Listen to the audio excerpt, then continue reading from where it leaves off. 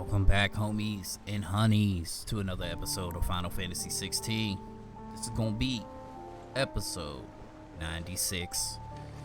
Go ahead, we got some, I know we got a new hunt, we got another thing, we got another quest. Oh, maybe we did that hunt already. Hold on. I gotta check the board, but I'm pretty sure, like, right at the end of the last episode, we had got another hunt. Pretty sure.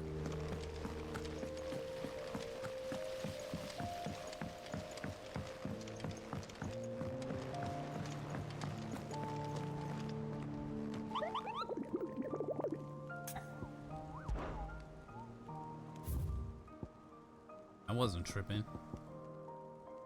Garnick and Waloed.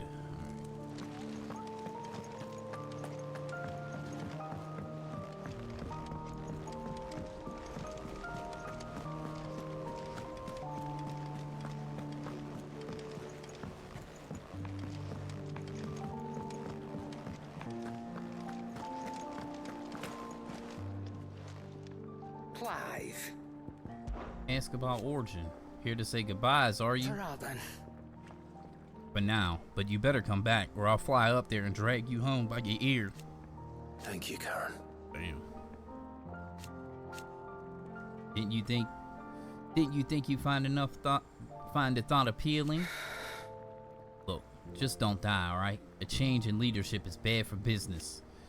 Alright, you're off to kill gods. So what? You've done everything else you put your mind to, haven't you? You could do this too.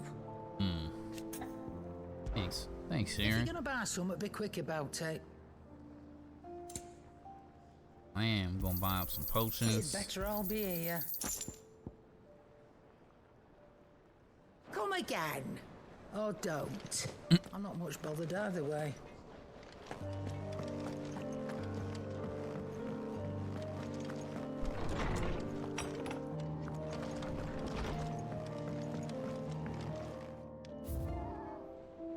One more. Scholar's Bonnet. Vivian Ninetails academic cap awarded to her upon her graduation from the University of Canver. Now Vivian shares her learning with Clive. The gift of the bonnet serving as a pledge that so long as they remain together, her knowledge shall be as much his as it is her own.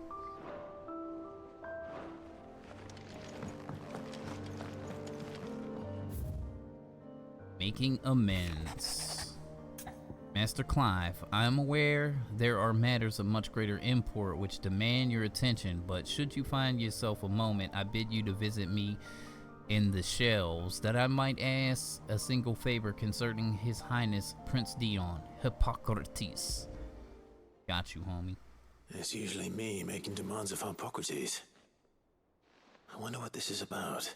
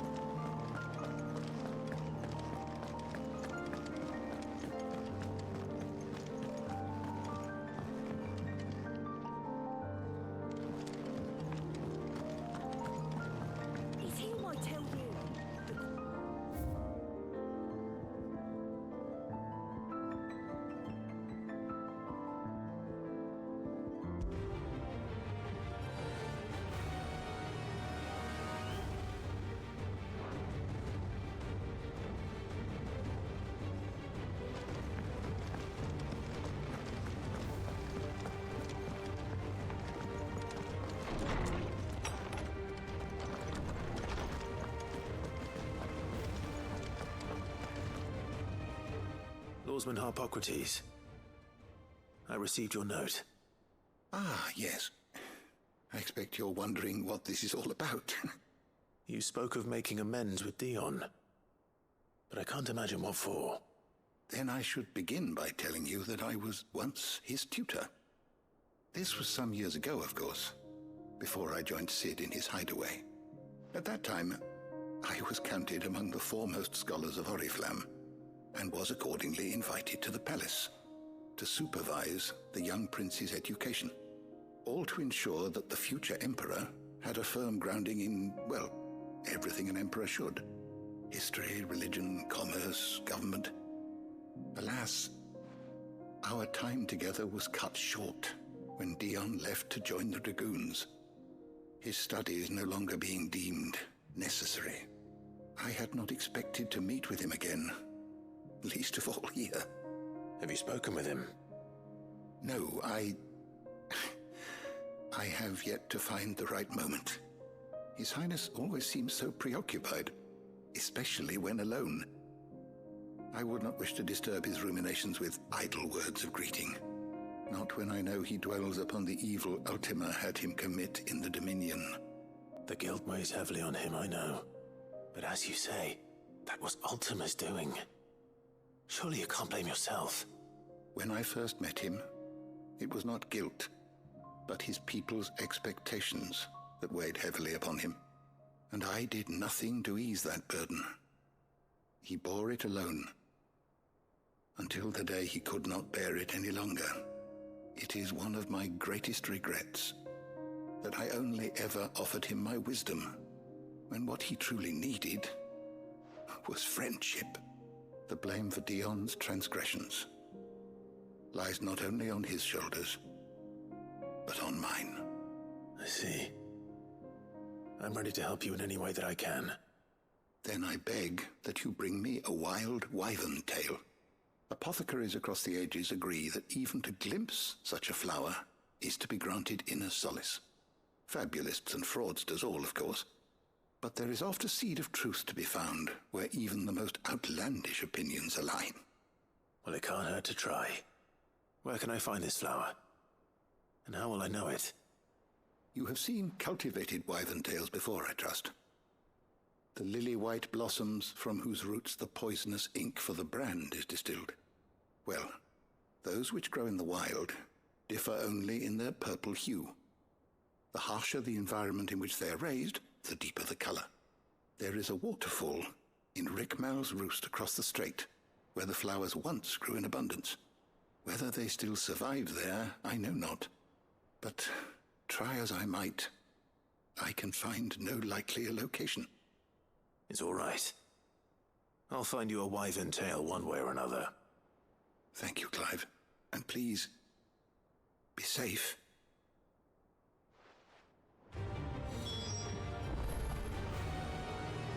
Got me like I'm ready to go into battle, alright?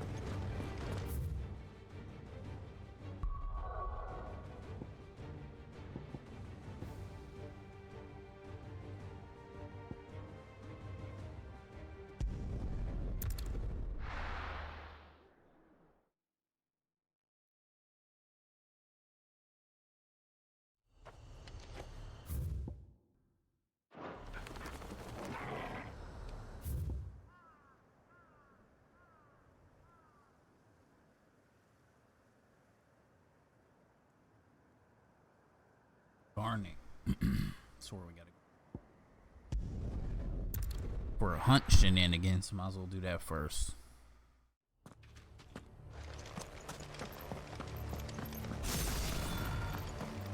We already at level 5 too. Let's go.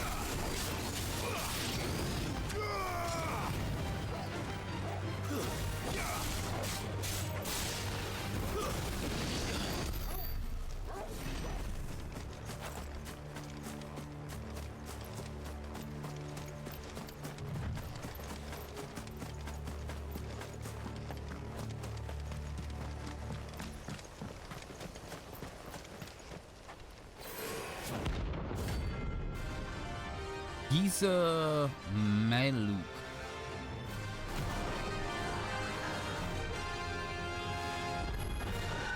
Harmon's madness lives on.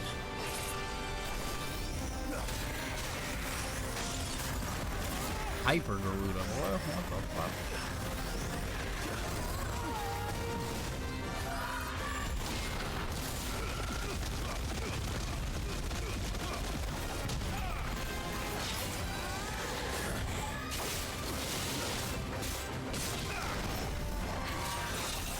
Nice try.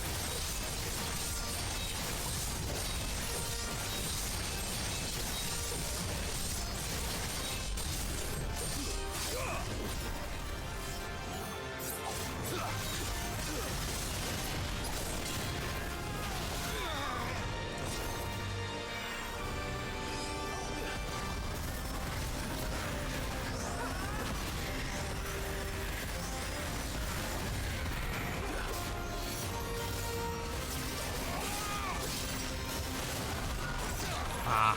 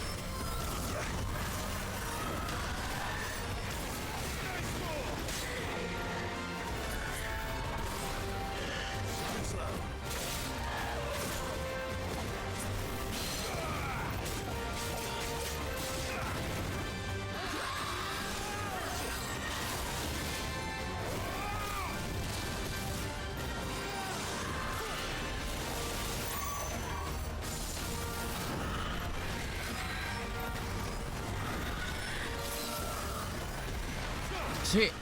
Too early.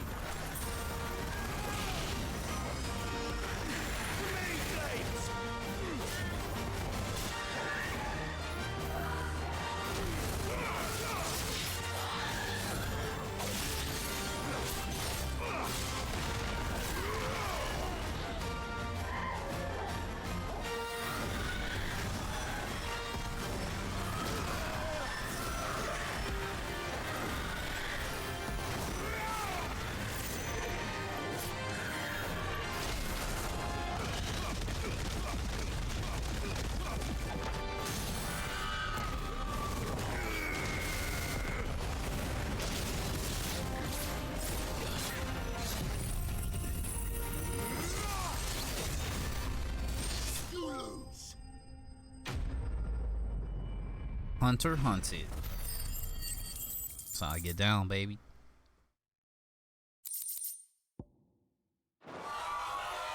Rest in peace. Dang. Alright, now we can go.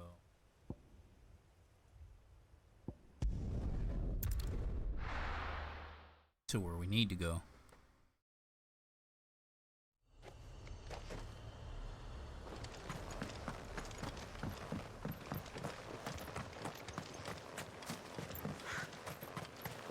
I'm assuming that was the last hunt because I got a trophy, so that must be all the hunts in the game complete.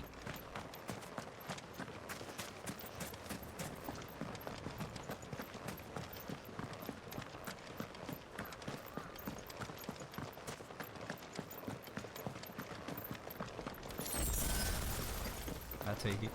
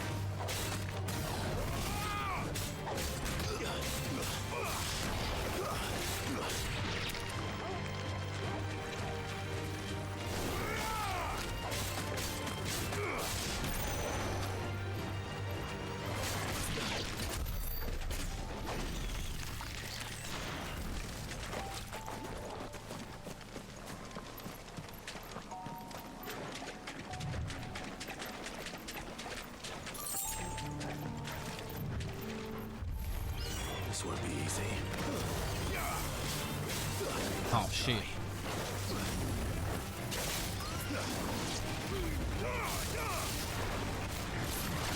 Ow.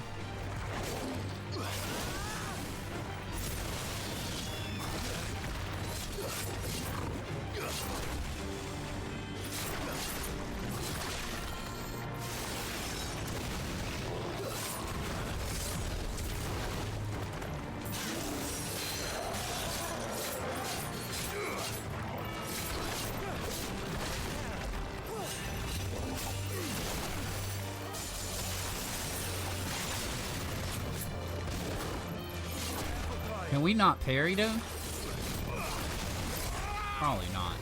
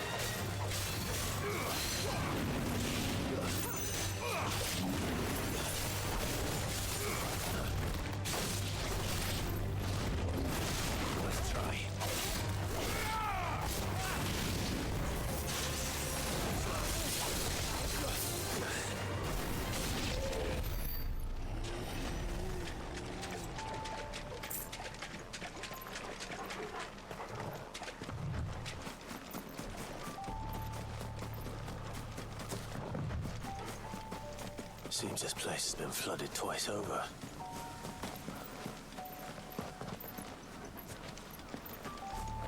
Purple flowers blooming next to a waterfall.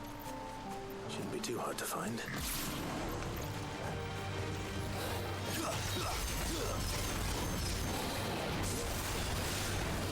Nice try.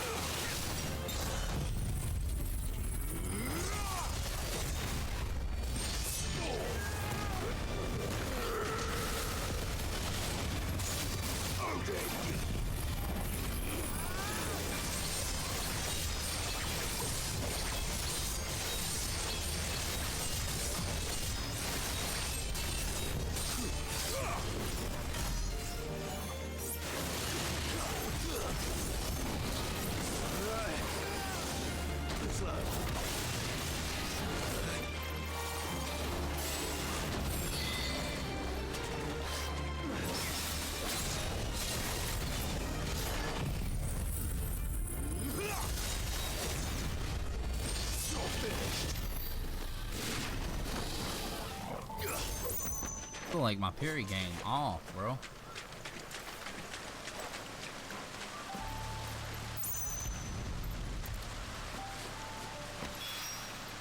Here they are. Might as well pick enough for a bunch, I suppose.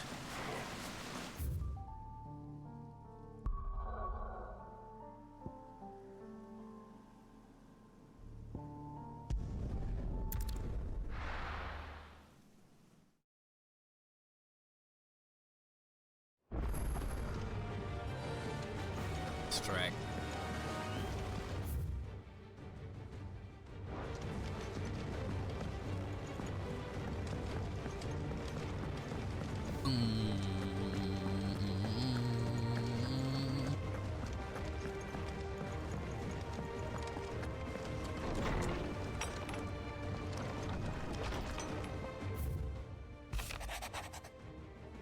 Clive, it occurs to me that a single word of thanks does not nearly suffice to express my gratitude for reuniting me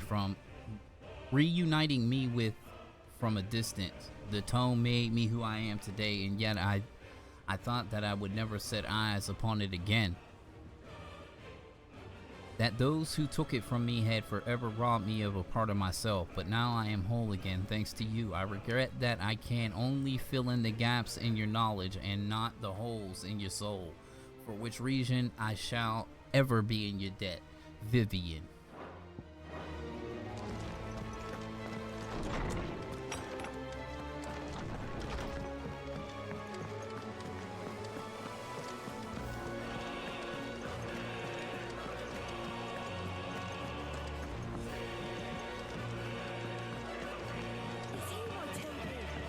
Alright. Like this song, that song don't fit the Hideaway, dog. Facts it don't.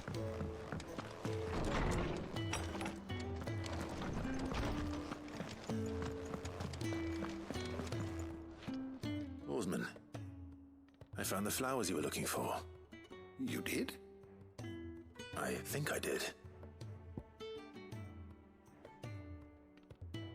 Records suggest that the wyvern tail was first cultivated for the purpose of distilling a purple dye from its petals. However, when the tended bloom were discovered to lose their hue over time, the gardeners of the early Valencia made the fateful decision to investigate the practical properties of the roots instead.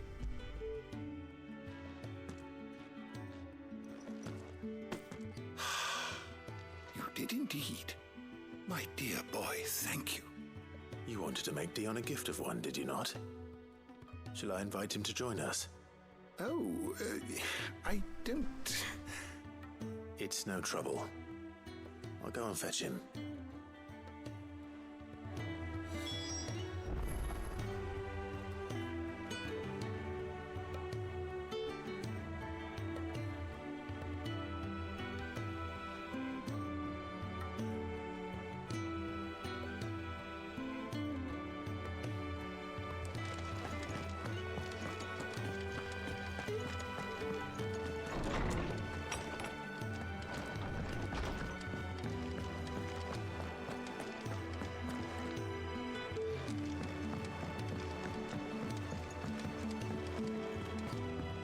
I gotta go see this Moogle first. See if he got any weird dialogue. There's something about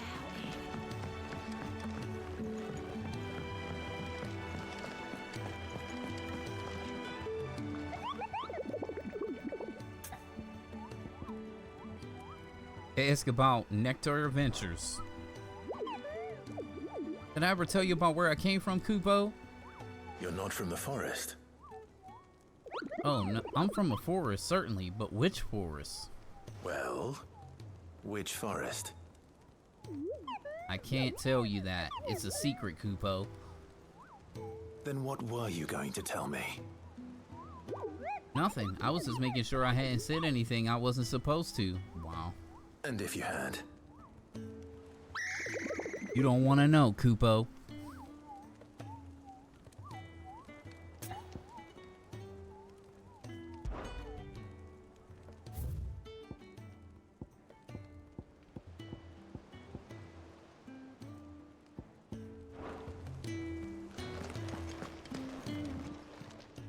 Welcome to the Patron's Whisper.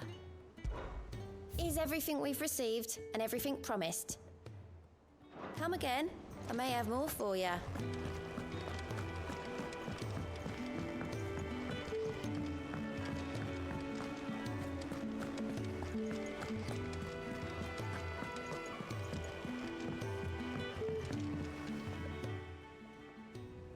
Your Highness, would you do me the honor of accompanying me? Now. It is time, then. No, only to the shelves. Our lawsman has something he'd like to give you. Master Harpocrates. No. I dare not show my face before him. Not after everything I have done. I have taken countless innocent lives. And ruined countless more. All because I was weak. I have sworn to atone for my crimes or die in the attempt. But were I to meet with him again,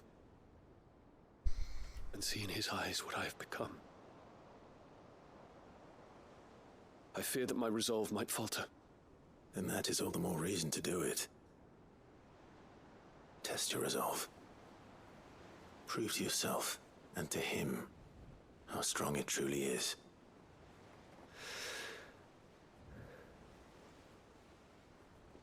You are right. I must, at the very least, offer him my gratitude. Very well, then. Take me to him. Follow me. Your boy Clive, Honey Tongue Dion, okay? Pause, alright?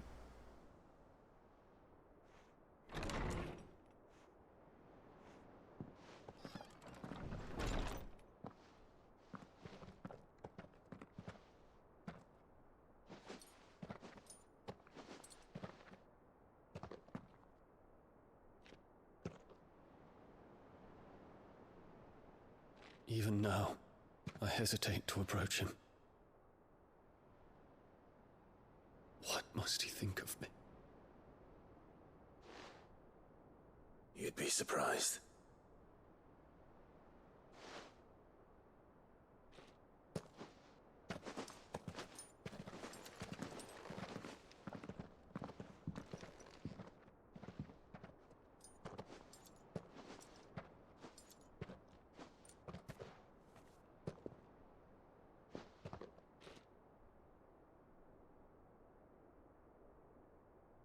Master Harpocrates, pray, accept my apologies for leaving your tutelage before my studies were complete.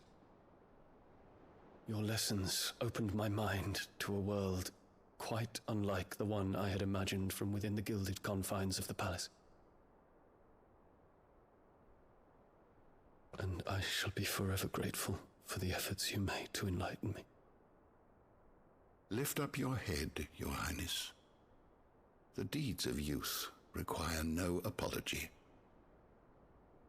That you took the time to visit me says much about the man you have become. Now, there is something I would like to show you.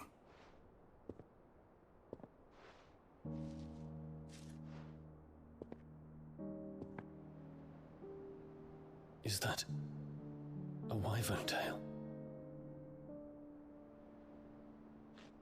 The color is unfamiliar to me. Because it is unique to those found in the wild. Something in the harsh environments in which they grow lends them this striking hue. Their roots are indistinguishable from those of their hothouse cousins, but once they bloom, the difference is immediately apparent. In this flower, I see you, Your Highness. Its roots were the roots of a wyvern tail, with all that implies. But they do not define it, just as yours do not define you. I want you to have it, that it might remind you of this truth.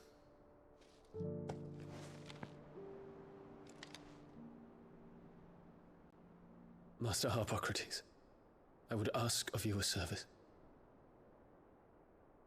Keep your gift until I have fulfilled my duty to the realm, for only then shall I be deserving of it.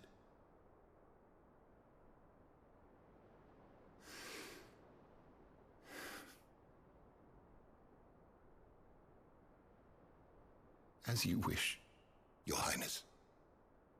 I shall await your return.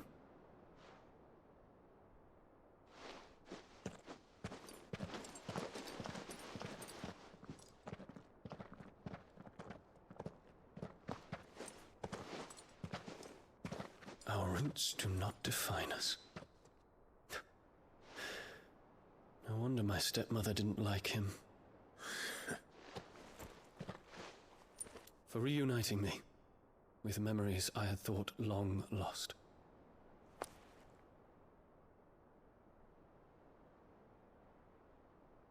I shall not forget this.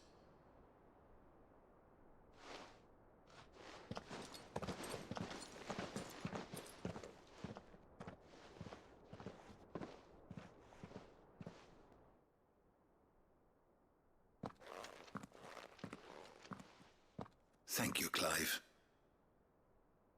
Were it not for you, I fear I might never have found the right moment to speak with him. Not to mention the wyvern tales. I shall plant their seeds, that I might not disappoint His Highness upon his return. I hope the soil in the hideaway is to their liking.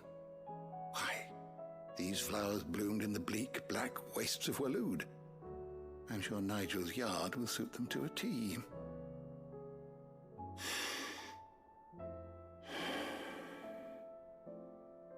When it comes to expressing one's gratitude, I find that words are seldom sufficient.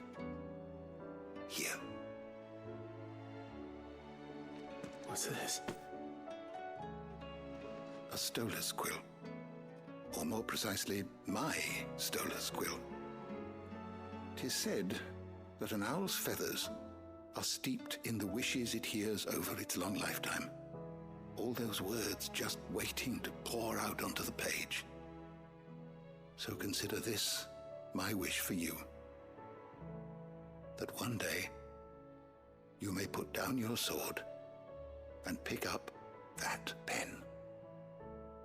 Well, when that day comes, I'll certainly have a lot to write about. Thank you, Harpocrates. It shall have pride of place in my chamber.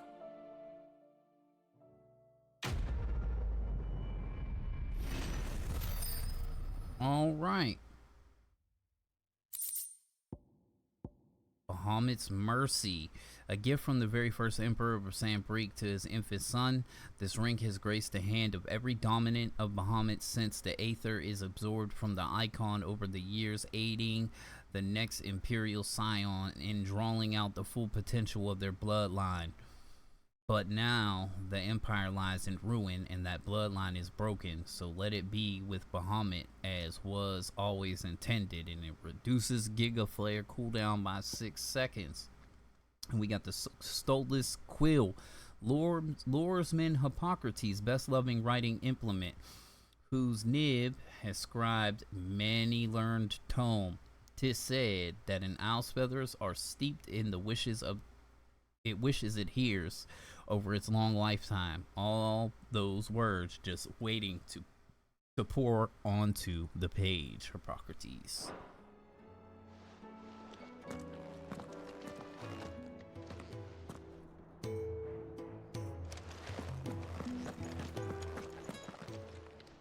I was wondering when next you'd visit. Valdion. I well recall. The time I spent at the Imperial Palace instructing the young prince on history of our realm. He was quite unlike the other noble-born children I had taught, not only for the keenness with which he listened, but for the earnest of his conviction. He truly believed That it was the Empire's duty to serve the people, and was determined to study the past that he might not repeat its mistakes. Which is the reason why what befell Twinside weighs so heavily on his soul.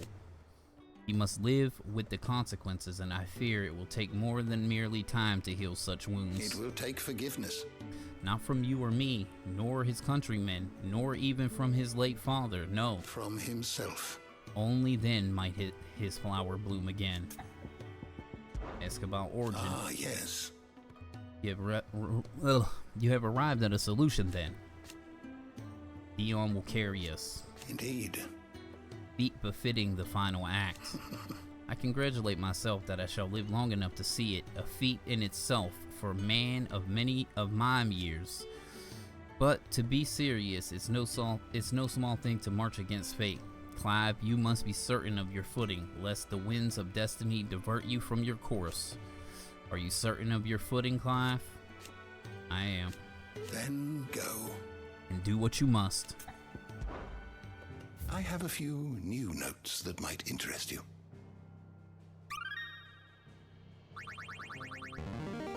Now this, I believe you will find most interesting. Reverie. An impossible tall tower, central ash that seems to pierce the very heavens. It was built by Ultima when he first arrived in Valistia. From the heights he examined the flow of aether through the land, thereby determined the optimum placement for the mother crystals. Sins of Desmek. An incident in which the Fallen launched an assault on the mother crystal Desmek to claim its power, and in so doing stroked the ire of Ultima himself. In response, the self-proclaimed god destroyed the crystal, leaving behind both a great yawning crater and a cautionary legend that has since spread throughout Valistia. So now we get it. It wasn't Odin, even though I thought Odin did it. It was actually Ultima who put that big hole in the ground. That's crazy. Dominant. Those within who sleep the power of an icon, the dominants are but a stepping stone in the creation of Ultima's perfect vessel mythos. When Ultima sowed the seeds of humanity, he imbued those assigned to protect each mother crystal with an element affinity, a power that would amplify over the generations until the icons eventually emerged. Though the memory of their power remains even after it is absorbed into mythos, it takes an increasing toll upon their persons to summon it. Fallen. Fine. An ancient civilization thrived some thousands of years before present day. Though no direct records of the Fallen remain, early legends in the modern corpus speak of them as the Mena of Magitech, the pinnacle of whose magical technology was airships, enormous cities that soared through the skies. Comparisons of ruins of these airships and other ancient structures connected to Ultima reveal slight but marked differences, suggesting the former is but a close copy of the latter. Alas, it seems their pursuit of Ultima's most closely guarded secret led to their downfall when they sent their fleet against Desmex and ushered in the tragedy that saw their civilization fall. So the Fallen was separate, is what I see. Ultima civilization, an ancient civilization of godlike Ultima collective. Their discovery of magic helped them to thrive, but came at a terrible cost: the onset of the Blight. After the cities fell and their people perished, a few survivors fled to an untouched land of Valistia to lay the groundwork for their future revival. The Apocryphy beneath Phoenix Gate and the Tower of Reverie in Waloed are both relics of their civilization and far predate those of the Fallen. So the Fallen was separate from Ultima. So it's separate, and they challenged Ultima, and Ultima wiped them the fuck out. That's what it's saying. Aristone, a mysterious ceramic tablet that stands in the hideaway. Though it closely resembles a relic of the Fallen, the way in which it reacts to Clive's presence and urges him to unlock hidden potential suggests some connection to Ultima. It is likely that this stone, as well as other towers of similar construction that dot the landscape, were created by the creature before he entered his slumber, in order to aid the perfection of his vessel Mythos. Excuse me, too, I had to burp. Obelisks. Ancient technology of Ultima Collective, set in place upon their advent to Valistia in order to guide the flow of aether towards the mother crystal, that the land's life force might be harvested all the more readily. The obelisks are separate entities to the mother crystal themselves, so the latter destruction does not affect the former function. After Ultima cast Primogenesis, the resulting imbalance in the aether made these obelisks glow all the brighter. The children of the Desmecs. The tribe who once dwelled in the land surrounding the lost mother crystal of Desmec. This mother crystal communicated directly with Origin, from whence Ultima kept watch on the world from his slumber, and so those people who lived around it had a closer relationship with their creator than most. It was they who founded the circle of Malleus to keep the word of the Lord, their Lord and future Savior, alive after the tragedy of Desmec and the first fall of humanity. The few survivors of the children of Desmec fled to the outer continent, where they continued to worship their god and await the day they would join him in paradise. The Savior myth. Among the teachings of the Circles of Malice is the story that the Lord Almighty delivered unto his children a prophecy of their future salvation before hiding himself away in the heavens, a myth that lived on in many of the folk religions that would later supplement it through the long considered to be not but a legend. It is possible that this reflects a real historical event. Ultima's final words to his humanity before he entered hibernation deep beneath Valistia. The few remaining sources disagree on Ultima's precise wording, but on 4 points they all align. That on some future day of reckoning, the incarnation of the Lord would appear among mankind and remake the world. That the advent of the incarnation would be heralded by the emergence of several heavenly servants of great might. That the Lord's faithful should rally these servants together in order to bring the incarnation into being, and that for their loyalty they would be rewarded with the greatest gladness. Ultima's thralls. Soulless automata, largely composed of aether, whose only motivation is to see that their creator's will is done. Ultima gave them life upon first arriving in Valistia, and immediately tasked them with defending the realm's shores from outside forces that might seek to interfere in his endeavors. The deity now employs them solely to test the strength and durability of his self-proclaimed vessel Mythos. The Journal of Moss, the Annuals of Moss the Chronicler, a scholar of Valistia's history who unearthed many of the buried secrets of Ultima and the Circle of Malleus. Shortly after he encountered a young Hippocrates in the outer continent and inspired the boy's own pursuit of learning, Moss returned to the Twins, where the long years of wandering from the ruin to relic in pursuit of the vestiges of Valistia past drew to a close. If you have a question for me, I should be happy to answer it. Jesus. Dominant of Sheba.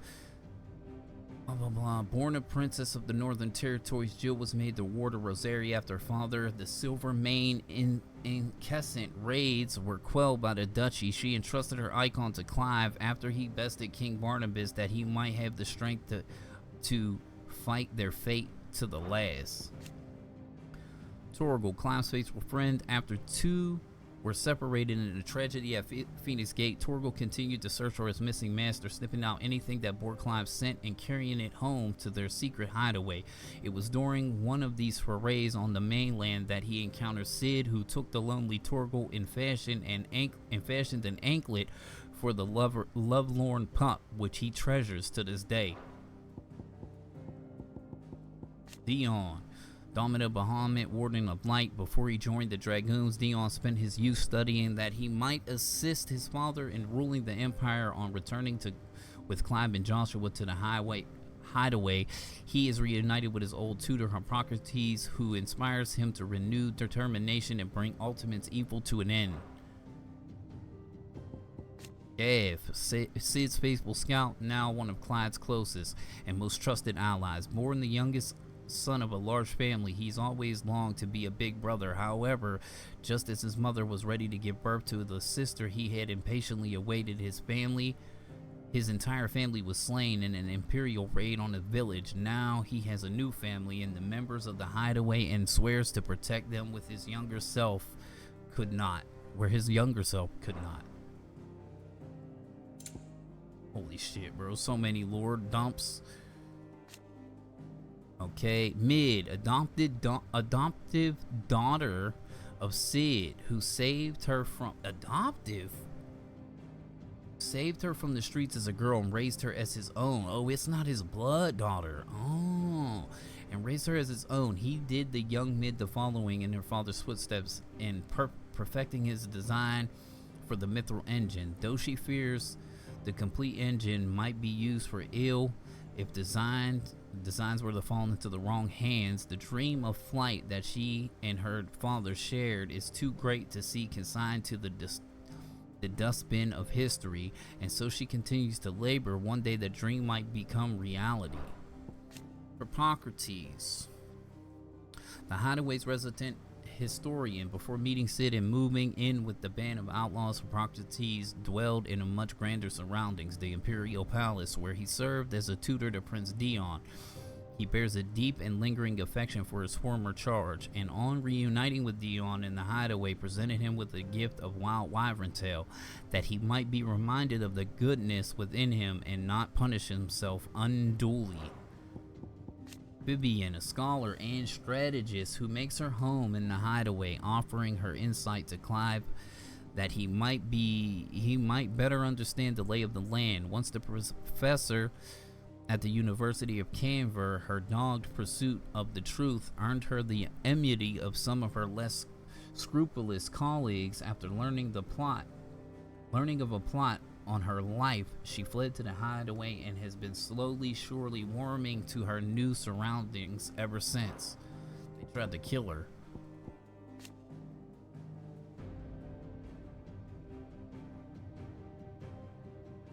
They probably tried to kill her because she read that book. That's why people was trying to take her out. The executors, or whatever the fuck they're supposed to be. Not executioners, but executors. I think they tried to kill her because she read that book. She had knowledge of the past that they was trying to cover up, that bearers used to have all the power. Bearers were treated like royalty. At least that's what they say. It's up to determine. I mean, I guess it's up to interpretation how you interpret it to be the truth or not. Doris, captain of the Cursebreakers, who directs their bearer liberating operations. She learns that Chadwick, fellow bearer and brother in arms who helped her escape her former master, met an untimely end in the cursed depths of the Balmog Dark. He died the same hero he was in life, having fought until the bitter end to save the life of a young bear girl. Doris swears to keep fighting herself that his legacy might live on. Ember, Cursebreaker in training who wishes to make himself a scout that he might follow in the footsteps of his idol, Gav. Though his test did not proceed entirely smoothly, he showed enough promise to warrant being accepted into the ranks for now.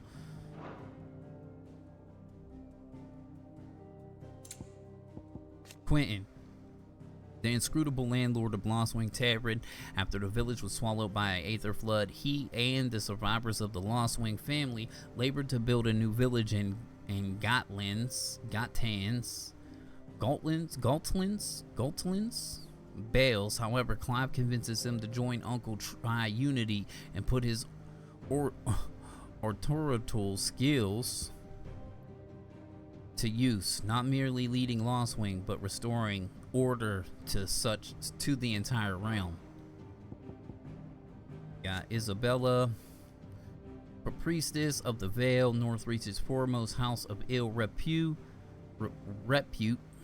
Before coming to Northreach, she, Carla, courtesan, to the nobility in the castle crystalline dominion. However, she was forced to flee when she fell in love with a bearer. The veil took them in, and there, though her love was not to survive, her gratitude to the people of Northreach lives on to this day. Got Lubor, Forge Master, and Briar's Kiss, the finest smithy in Dalamil and mayor of the town. After his bearerhood was revealed, he almost was driven from Dalamil by the disapproving townspeople. However, they were convinced to change their preconceptions after Lubu led the defense of the town from a horde of Akashic bandits, and with the support of both the town guard and the merchants guild, he won the mayoralty, whatever you say. Elwyn Rossfield, late Archduke of the Grand Duchy of Rosaria, father of Clive and Joshua. During his reign, he strove to bring an end to the mistreatment of bearers and his people's reliance on magic, a mission that he knew would meet with fierce opposition from the court nobility and would not be achievable within his lifetime. That his sons might follow in his footsteps, he fashioned for them a pair of matching armbands to give them strength when all stood against them. Byron Rossfield, younger brother of the late Archduke Elwyn and warden of Port Isold, together with the Field Marshal Eugene Havel and Master Quentin of Lostwing, he found the triunity, an accord that set out how the nobles, armies, and common folk of Valistia shall come together to see the crisis that the blight the realm want of food, water, security, shelter ended, and order restored. Why these dudes? The High Cardinal, first and foremost of the 5 cardinals who made up the Council of Elders, second only to the Holy Emperor in the imperial government. After the fall of the Crystalline Dominion and the collapse of the government, His Eminence reappeared in Northreach, planning to turn the town into a new capital for a new Sambrique. However, when the people rallied behind Isabel, instead he realized that he must work with the common folk, not lord over them. Sabine, only daughter of Duke of Oriflamme, who fomented a revolt against her father's plans to fortify Northreach at the townspeople's expense. After the Duke is convinced of the error of his ways, the two are reconciled and pledge to work together with the people of Northreach to build a town for all her citizens. Gene Havel, former Field Marshal of the Dalmacian Republic. At the insistence of his old friend and rival Byron Rossfield, he was convinced to return to the front lines in the defense of the realm, using his old military connections to bring the dissipated armies of Valistia back under control. Now, where did I miss a person?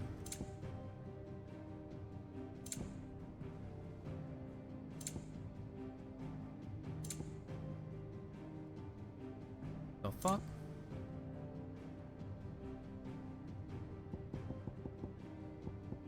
Don't see no dots though. Oh, Cyril, senior member of the Undying, known as the bearer of the Burning Quill.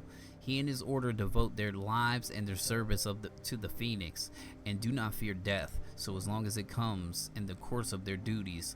Though Clive takes exception to what appears at first glance a pointless waste of human life, the two come to see each other eye to eye, Cyril expressing a deep gratitude for the regard Clive shows to his fallen comrades. Lay of the land. The Curse Breakers. Until a unit drawn from those of fighting age and martial training among the residents of the Hideaway, who conduct operations to liberate bearers from slavery. Beginning in Sid's Hideaway, the Order has greatly expanded both in ranks and operations since the move to the Benamir. While Otto manages their activities, day-to-day operations are led by Doris and Cole. Potential new recruits must undergo rigorous training and pass induction tests before joining the Cursebreakers ranks.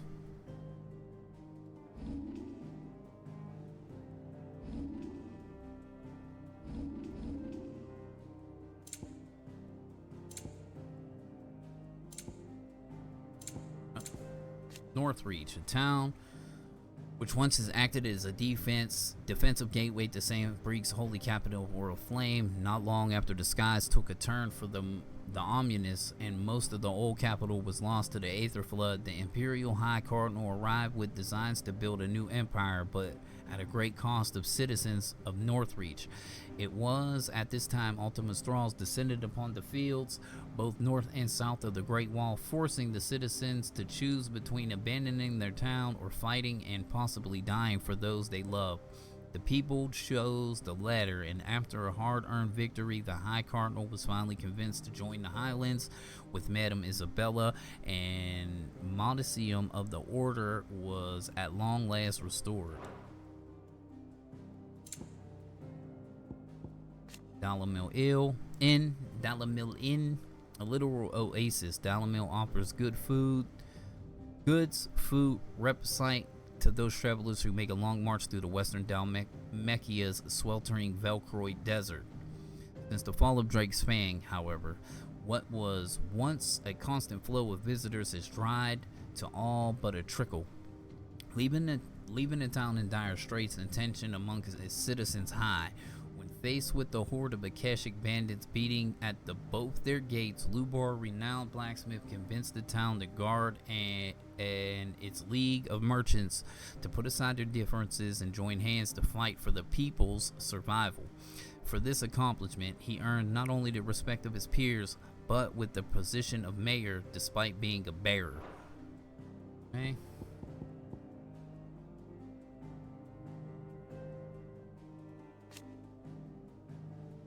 Humble settlement settled on the far north edge of western Dalmacia's Velcroid Desert. Though long abandoned by its original residents, the so-called League of Outlaws had taken up residence for the time, but sudden arrival at the Aether Flood rendered the bandits Akashic, all but sealing the village's fate.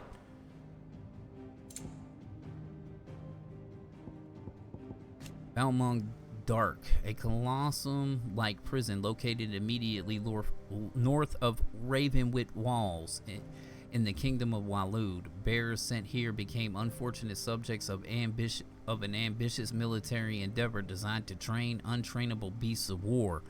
When the kingdom fell and the wardens lost their wills to the Aether, those same bearers were left in their cells to starve, which most did.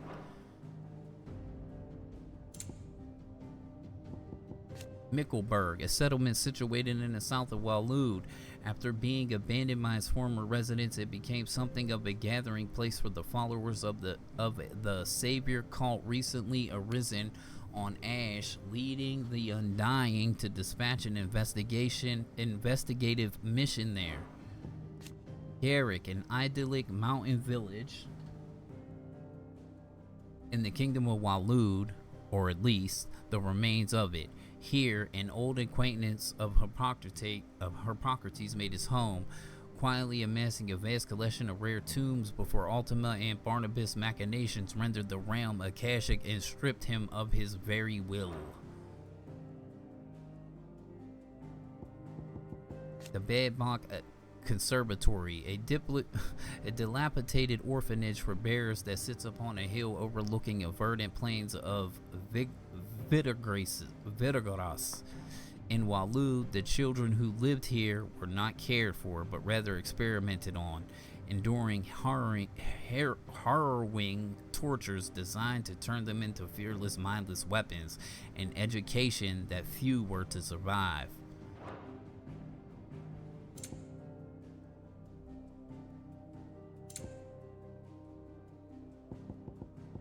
Savior cult, a religion that has arisen in the recent years in Ash, and which has its basis in the Circle of Malleus, an ancient faith whose followers worshipped Ultima as a god. It was popularized by King Barnabas, a Thamur of Waloed, who spread its prayers and rituals among his people. Believers see becoming Akashic as a means of achieving purity and of being freed from the torments of the mortal realm. The Triunity of 878, an alliance formed by Lord Byron Rossfield of the Seven High Houses, in the comfort of his well-appointed mansion in Port Isolde. According to the agreement reached between, he summoned to his aid Lord Rossfield would take charge of supplies. Field Marshal Eugen Havel of military affairs and Quentin of Lostwing would handle the political affairs. With these key angles covered, they hoped to lead Valisthea forward on a path of unity, given their home country of Rosaria, Dalmacia, and Sambrique, respectively. The name of the famed treaty of old all suggested itself. Mysteries of the realm. Oh. Airship. Legend has it that the people of the Fallen once sailed through the skies in the bellies of these ships, though all now lie shattered and silent on the surface below. The Invincible is which Clive and his allies have built their new hideaway. Being one such relic, so advanced was the Fallen's technology, it was nigh indistinguishable from magic, leading a historian of the early modern era to remember them as the Mena of Magitech, or men of magical technology. It's Mid's dream to bring this technology back to life, that humanity might take flight once more.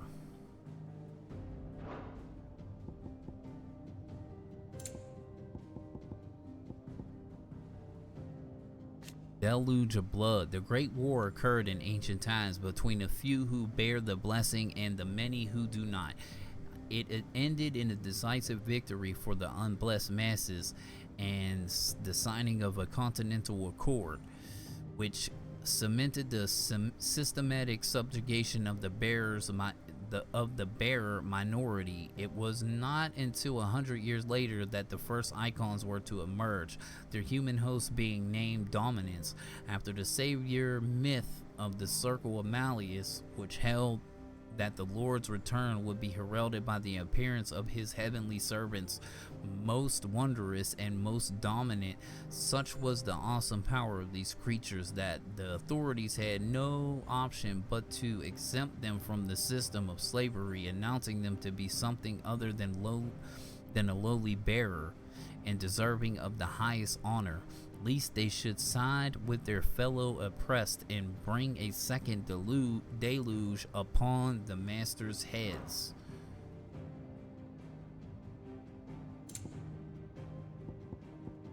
The Wyvern Tail, an elegant white flower, is a symbol of the Holy Empire of Sambrique. From its roots is distilled dye with which the bearer brand is inscribed. The dye is highly poisonous when it enters the bloodstream, and so it is not uncommon for bearers to lose their lives, either upon receiving their brand or during an inexpert attempt to remove it. While cultivating wyvern tails bear white blossoms that glow in the wild, adopt a purple hue. Got the executors, a shadowy cabal who control the truth of the realm by collecting and concealing any knowledge they believe should remain hidden. They appear to view themselves as guardians of humanity, protecting people from what they would only cause them pain. From a distance, the shameful history of the enslavement of bearers is but one of the books the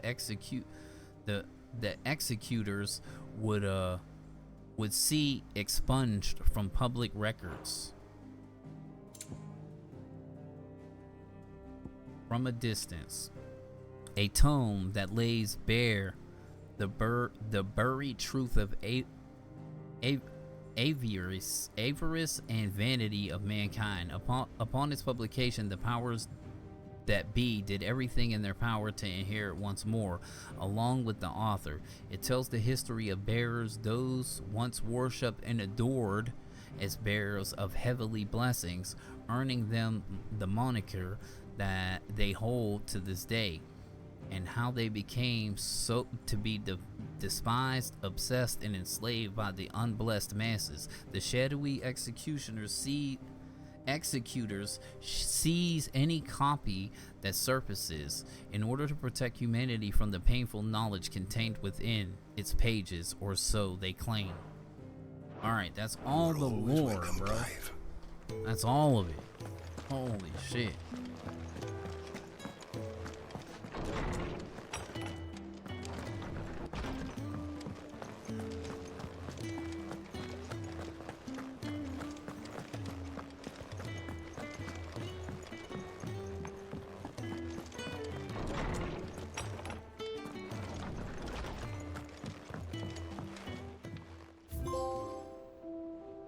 For the Horde. Alright, Stolas Quill, Lordesman Hippocrates' best-loving writing implement whose ink has penned many and learned tome. It is said that along quills of the Stolas become imbued with the wishes it hears over its long lifetime, the words just waiting to pour onto the page. So should the day come that Clive puts down his sword and picks up the pen, he shall not find his one and only insurmountable enemy in writer's block. Trophy for that too.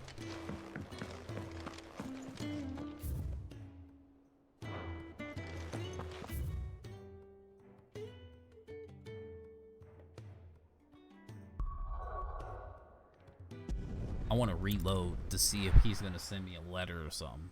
Make sure there ain't no extra shit.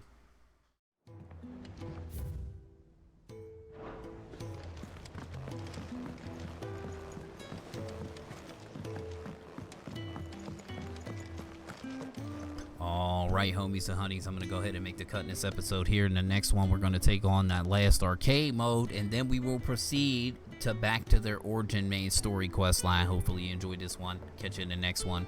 We're going to be OUT out. Deuces.